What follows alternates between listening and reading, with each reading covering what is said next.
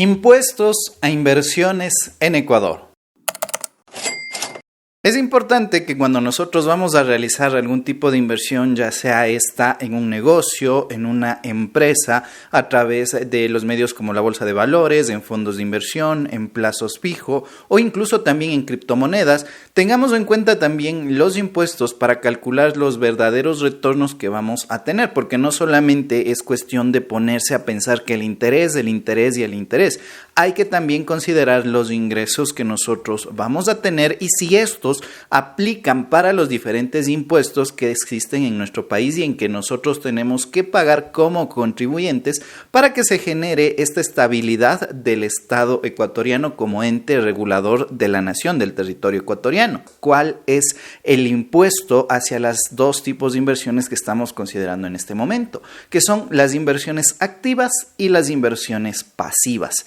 Las inversiones activas son todas aquellas en las cuales tienes que trabajar, tienes que cumplir ciertos parámetros, en las que tienes que estar al frente para poder administrar el negocio o poder tomar las decisiones necesarias dependiendo de las situaciones que surjan. Estas inversiones activas pueden ser básicamente abrir un emprendimiento, una empresa, ser socio, tener capital de trabajo, tener capital de activos, lo que sea. Es decir, que tu dinero que vas a invertir lo colocaste en algún ente, en alguna institución que va a proveer de algún tipo de productos o servicios. Este puede ser tranquilamente una cevichería, como también puede llegar a ser una empresa que dé asesoría. Todo lo que puedas realizar dentro de una inversión que requiera que tú trabajes una jornada completa mínimo al día es una inversión activa. Estas inversiones activas van a tener impuestos tanto por la actividad como los productos que estén creando, que estén generando los productos o servicios. Y esto dependerá muchísimo de la categoría y de todo lo que entre dentro de ellas. Primerito tiene que ver el impuesto al valor agregado, el famoso IVA, que nosotros estamos en auge porque hay un aumento desde la última publicación de la ley que se discutió en la Asamblea y que el presidente pues utilizó un truco bastante bueno para poder colocarlo dentro de los rangos que él deseaba. Dentro del 13 al 15%, ahora el presidente puede emitir un decreto para poder colocar el IVA.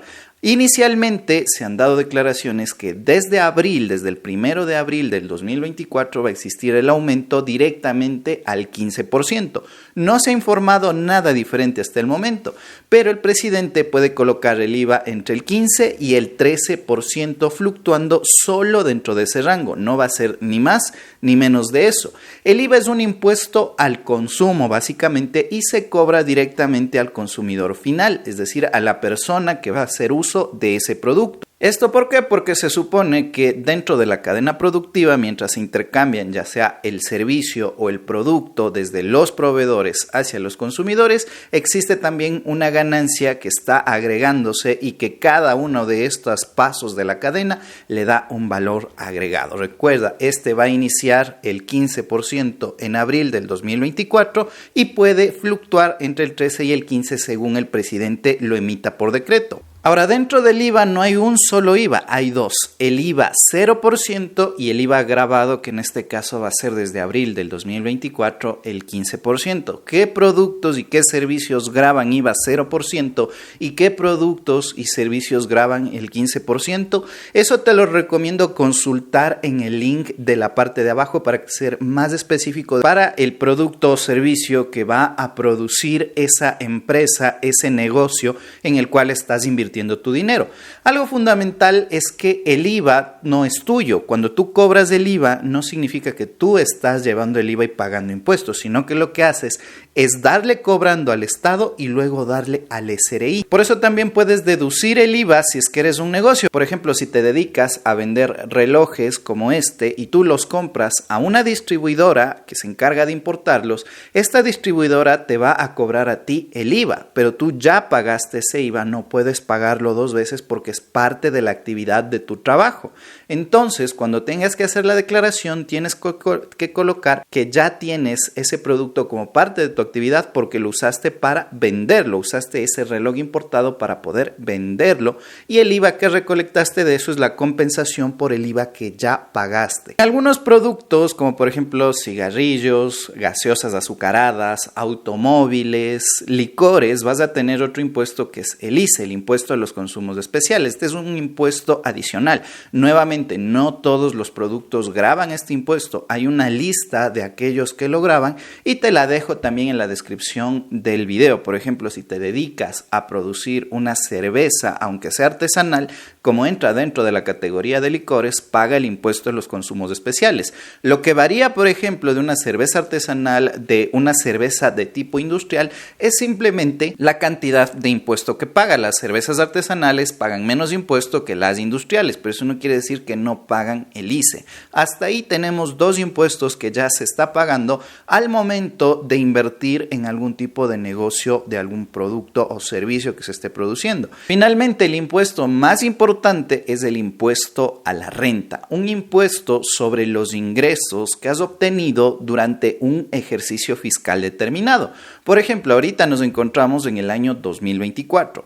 Todos los ingresos que generaste desde el 1 de enero del 2023 hasta el 31 de diciembre del 2023 se juntan. Todos aquellos que vienen ya sea de un sueldo, de un negocio, de una inversión externa, de un capital que tienes, todos esos ingresos en dinero líquido se juntan y tienes que declararlos en marzo, en abril o en mayo, dependiendo del régimen que tú estés dentro del RUC, sea una persona natural, jurídica, un RIMPE negocio popular, emprendedores o régimen general, vas a tener una fecha determinada. Por ejemplo, yo me encuentro en el régimen general y me toca aquí ahorita en marzo. A las sociedades, a ciertas empresas les va a tocar en abril y a otros les va a tocar en mayo.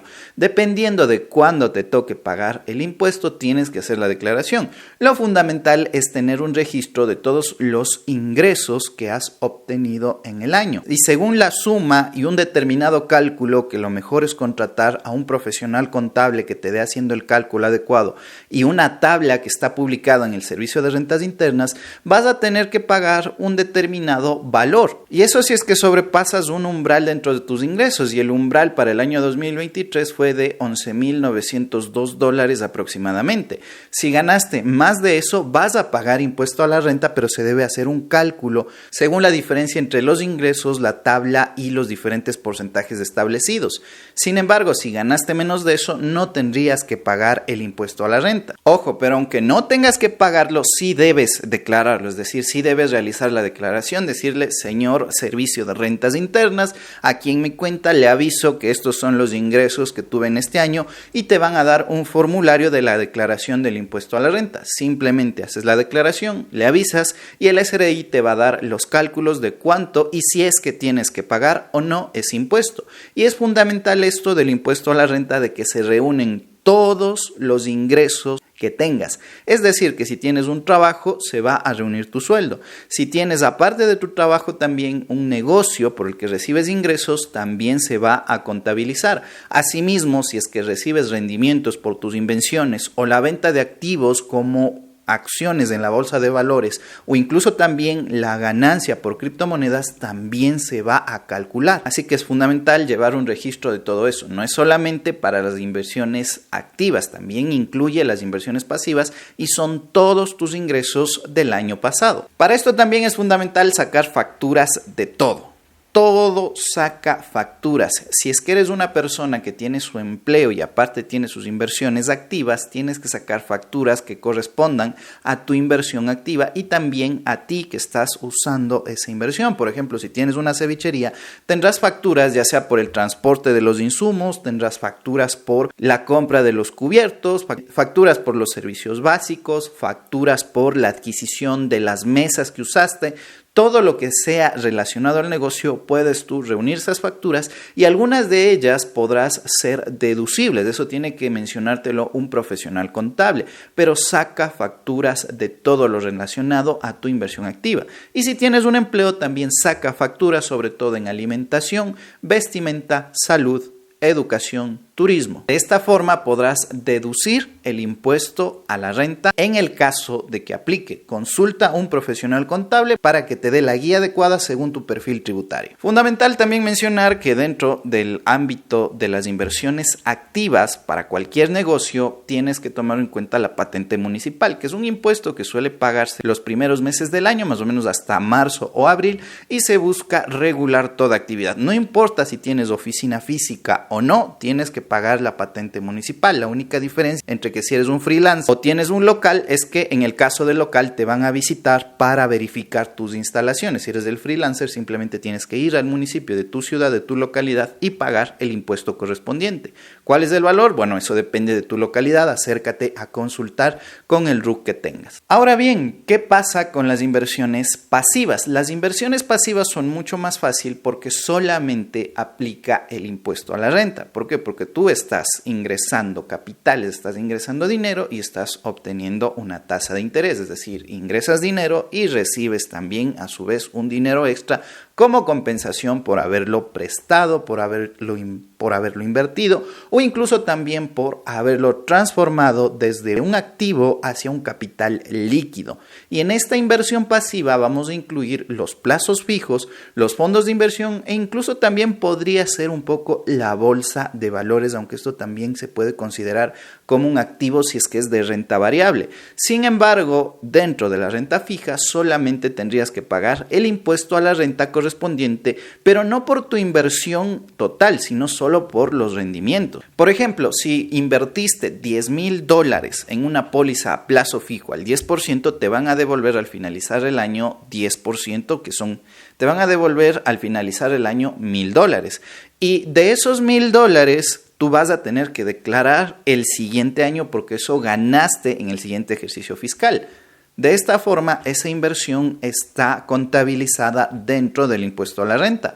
También es importante mencionar que en los plazos fijos que sean mayores a 360 días, no vas a tener que pagar impuesto a la renta. Ojo, sí vas a tener que declarar esa inversión, pero esta ganancia está exenta del impuesto a la renta. Te dejo los enlaces necesarios en la descripción del video para que puedas conocerlos. Y hoy, Adrián, sobre las criptomonedas, porque yo tengo Bitcoin, yo gané dinero con Bitcoin. ¿Cuánto de impuestos me van a cobrar a mí por el hecho de poder ganar Bitcoin? Ya que yo compré criptomonedas por un valor de $20 y cuando las vendí yo gané 30. Pasa exactamente lo mismo. Sin embargo, a las criptomonedas o los valores que tengas en criptomonedas vas a tener que declararlos como activos en el exterior, porque no están aquí, no están de forma física ni digital, ni los servidores están aquí en el Ecuador, sino que están en otro lado, y las ganancias que obtengas las vas a declarar como activos en el exterior, y la normativa se aplica dentro de la misma declaración de impuestos. Esto no pasa con todos los activos. Hay algunos que, como ya pagan un impuesto anual, si tú los vendes pues no tendrías que volver a pagar. Por ejemplo, un carro, una casa, si tú lo transformas a un activo líquido tampoco tendrías que pagar impuesto a la renta, dependiendo si es que es una transacción para vender tu propiedad y transformarla en capital o si es que es negocio. Si te dedicas en cambio al negocio de compra-venta de autos, ahí sí te van a pedir el pago de impuesto a la renta. Pero si solamente estás vendiendo tu auto, como tu auto ya está pagando el impuesto a la propiedad, pues no tendría que cruzarse con el impuesto a la renta. Y esos son los impuestos que pagaríamos a las inversiones. Lo más recomendable también es que te acerques a un profesional contable y le cuentes de todo tu caso y le enseñes de cómo funcionan tus ingresos y qué inversiones tiene, para que esta persona te guíe de la mejor forma y te dé también la adecuada asesoría de acuerdo a tu perfil tributario. Y así pagar los impuestos que se tienen que pagar. Una vez finalizado eso, sí me gustaría decir que aunque paguemos impuestos, a mí personalmente no me hace muy feliz hacerlo porque no veo los resultados dentro de nuestra nación, dentro de Ecuador. Así que aunque hay que pagar y yo soy responsable, sí me gustaría ver otros resultados diferentes. Porque hay países que te cobran hasta el 40% de impuestos, pero esos impuestos los invierten en su población, en su salud, en su seguridad, en su bienestar. No como acá, queja que en el Ecuador se han dedicado a cobrarnos más impuestos únicamente para pagar a los organismos multilaterales y solamente a la población masiva. Las empresas ni les han tocado. Esto porque básicamente las empresas tienen conglomerados y abogados que podrían poner muchísima presión y es más fácil cobrarle a los 17 millones de ecuatorianos que están ahí desorganizados, desunidos y muchas veces apoyando el excesivo pago de impuestos. Coméntame, ¿qué opinas de los impuestos a las inversiones o los impuestos general aquí en nuestro país? Déjamelo saber en la caja de comentarios. Hasta la próxima, que la pases bien.